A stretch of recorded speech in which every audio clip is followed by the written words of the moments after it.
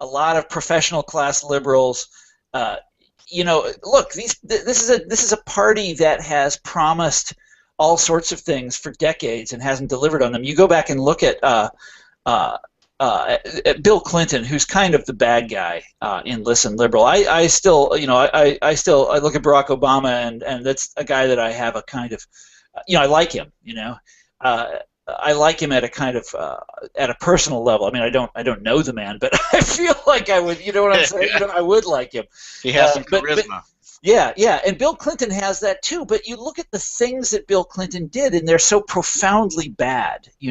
So if you look at how Bill Clinton was elected in 1992, he was talking about inequality. He was talking about the same things we're talking about now.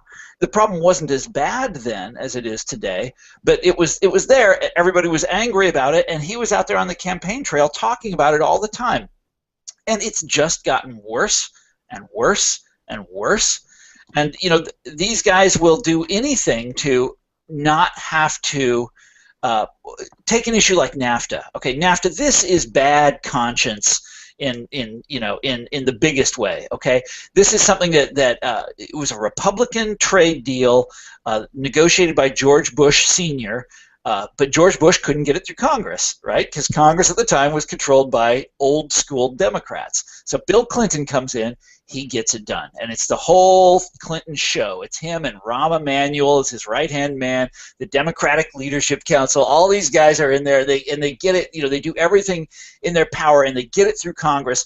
And it was, for Clinton, it was his greatest moment. He was so proud of this because he had showed labor who's boss. He had beaten the traditional Democratic Party, and he had done it in service of this new ideology, neoliberalism, where you're sort of liberal on these social issues, but you believe in markets and you believe in free trade and all this sort of thing, and labor is out and all that. And this is not a good thing to do. He doesn't just insult his main constituency, working people. He injures them. He hurts their movement. He hurts their wages. He hurts their ability to make a living. It's really bad for these people, and he's proud of this. He's proud of what he did. But they have never been able to face up to the consequences of this. And NAFTA was just the first. There have been so many of those deals. Let me break in for a second right here. Yeah. This is what's super important is you're talking about NAFTA and what its actual effects were, but you will have them to this day. Like you just said, they never own up to it, and you will find policy wonks muddying the waters on what actual good policy was, or making up excuses for why it was passed or why it's not failing. But if you remember back at the time, Bill Clinton, when he was working to get that thing through, all the media was in a love affair with him. And they and even now, after we've seen the results of that presidency, they still keep talking about it in this almost like a Reagan-esque reimagining of what actually happened during his presidency.